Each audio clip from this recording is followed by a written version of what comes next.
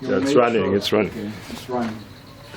So, sorry for that, but we are plagued by mosquitoes because it's getting dark soon. Yeah. So I hope you don't mind if we do once in a while like that.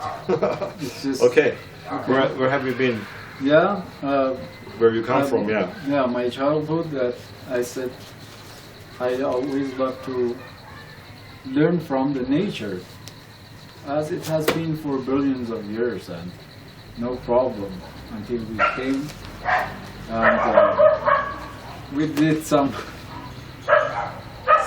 mistakes in the planet.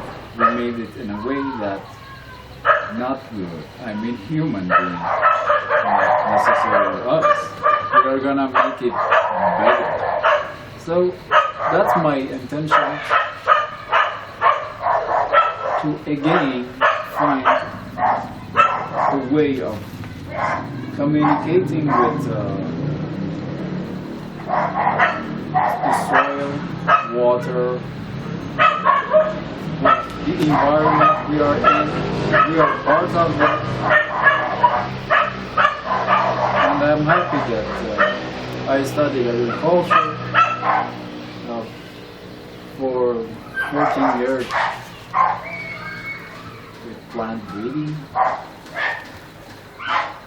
But the best moment I enjoyed in my life was the time that I used it in natural way. And at the moment that I'm sitting down here, I love that that way you told me that let's do this in a way, as you said, God minded. So it is kind of guided now. Meanwhile, I'm improving my spiritual ability, at the same time putting myself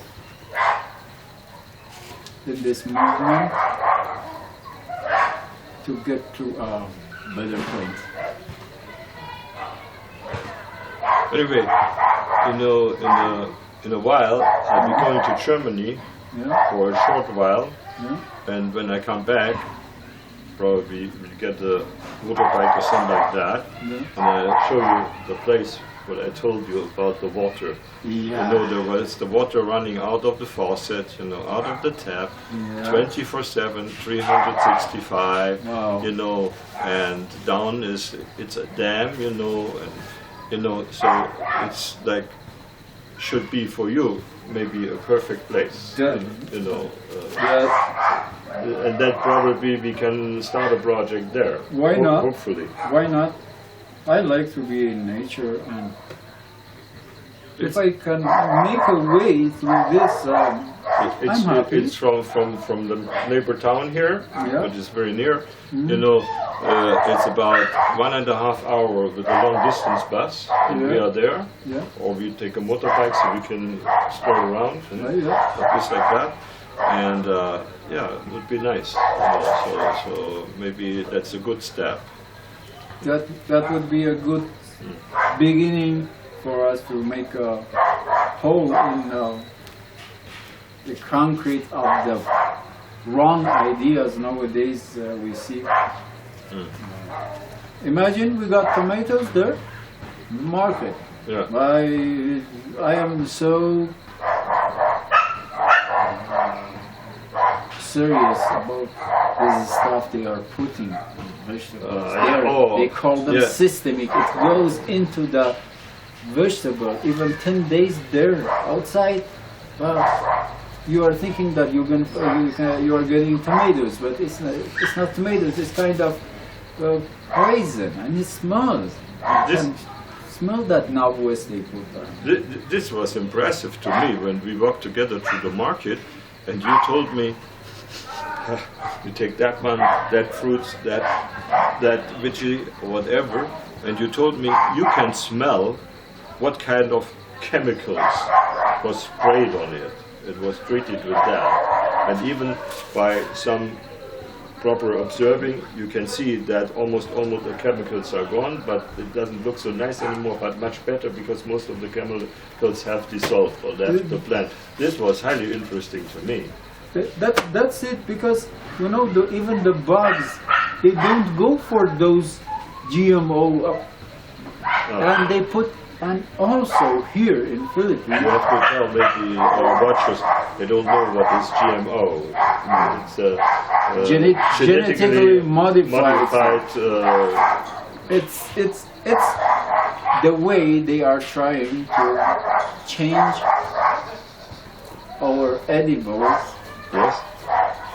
They think they are making more food for people, but how about they are putting more people in hospitals? You see that people always 4 morning, you go to any hospital, you see the lines. Yes, people are all sick there. Yeah, they're sick from our foods. But God knows that from one time, I told you, I hurt my back. That was the time I went to hospital one time. And another time I went there, it was the time that maybe I was 18 years old and now I am 38 for a kind of flu coming from Chechnya, from near Russia. That was 2 times I went to hospital. Yes. That was all. Because all the time, all the years passed, I tried to plant whatever I like. Well, that's good, yeah. To be sensitive, it's not bad if you are sensitive to your environment. You know, coming to the point, I think I told you before that many years in India, the second biggest populated country in the world, they have now 1.3 billion, like China, inhabitants, and you know, they sold the GMO, genetically modified seeds of wheat for growing wheat. We make the bread from wheat, huh? You know, and you know, they worked very fine for a while, but after some years, I don't know exactly anymore, after some years, they cannot, how you say, you are the specialist, make their own seeds anymore, how you say, they cannot breed their own seeds anymore. Reproduction. Reproduction. The old seeds of wheat, you know, and now they have no more original wheat seed in India, so the farmers, they could not plant anymore, and they had to buy it. I will not say a company now, I don't know which one it was, but one of the big ones who do that, GMO, and you know, so they are depending on buying seeds what they produced themselves before, and many of them, they went bankrupt, you know, and by the 100,000s they made suicide because their fields were gone, you know, they could not feed the family anymore, and so on and so on and so on. So in the beginning, you know, it's very nice, you know, it grows like crazy, like no insects and whatever. They have no trouble, but then you have to buy their stuff. You cannot do it yourself, you know. That is a different way to say an old, even Indian saying, an old Indian saying is, you know, what in the beginning smells like honey, like nectar, at the end it's like poison. That's it. Not an ending. Yeah. So we have a saying in Germany, where I'm from, we have a saying that besser ein Ende mit Schrecken als ein Schrecken ohne Ende, meaning to say in English, better a shock with an end than wait a second, better ein Ende mit Schrecken als ein Schrecken, or shock without end, you know. Anyway, I think we should, it's getting dark, and the mosquitoes getting unbearable. We're sorry for that, to be continued soon. They're going to change our genes. Okay. Thank you. Yeah.